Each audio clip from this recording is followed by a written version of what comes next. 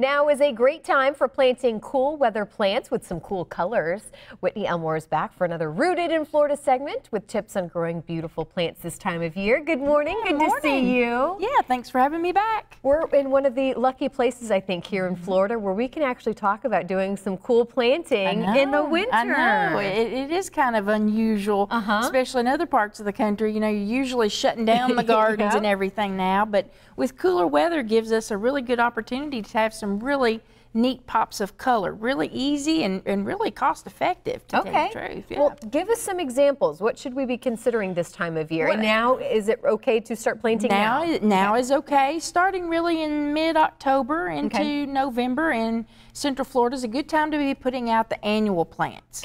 So the annuals just complete their life cycle, in most cases in 1 year. So they're going to have beautiful blooms, all different kinds of heights and colors, and most all of them require pretty much the same type of growing requirements, which makes it almost foolproof. So the annuals, it's cheap, it's easy to come in and provide that. But you do have to dig them out when? At the end of the season? At the end of the season.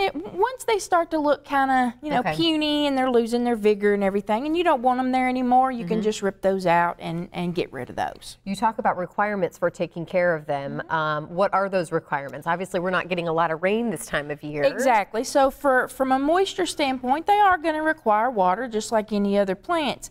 But, and it's going to vary throughout the week how much water they need, but all you want to do is come by and touch the soil where you've potted them. If it's moist, you don't want it wet. But if it's moist, not dry, then you're fine. And that may require that you're watering 2, maybe 3 times a week.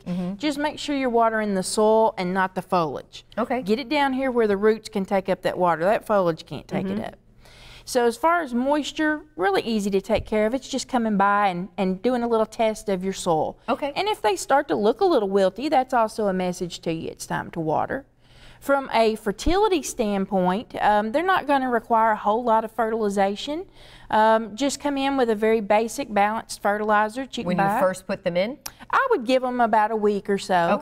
Give them a little bit of time to kind of start to take root and everything and not kind of shock them or anything. But then come in. I would have put fertilizer right away. You don't absolutely have to. No, absolutely not. But come in with a general fertilizer. You can buy it at any of the good garden centers, the big box stores, kind of the blue stuff or the green stuff is what I call it, and just follow the label directions. And you're just going to fertilize at the rate that they suggest.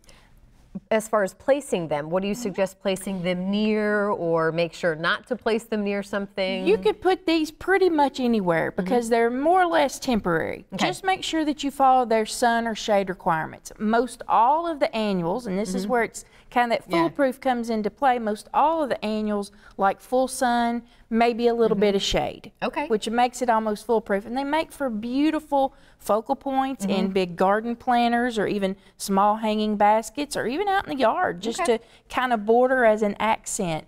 And you have things like the snapdragons. I was going to say, do you have any go-tos this time of year before we run out of time? The snapdragons are beautiful, come in all different colors, even geraniums. Up north, we think of these as summer plants. Here, these are cool season plants. Pansies offer a wide variety of colors to us, a little bit smaller, shorter, and even the violas, a little bit more on the delicate side of things, but great pops of color that we can be using. And I would suggest folks not try to have a single color palette where they're going with one or two. Mix it up and have it be fun.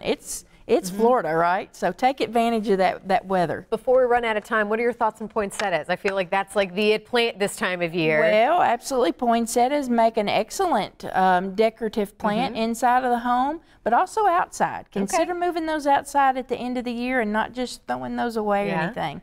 And we can come back and we can talk. Actually, I think we did a segment last year about planting them in the landscape. So those can be a long-term permanent part of your landscaping. Well, if people have questions, if they're getting ready to go out and do some yard work, they want to find out more, can they do that? Can they call you, Whitney? Anytime, 352-518-0156, or find us online, Pasco Extension. All right, we always love when she's here. Always offers such great advice. We look forward to seeing you again soon. All right, I'm ready to do some gardening. Okay, great.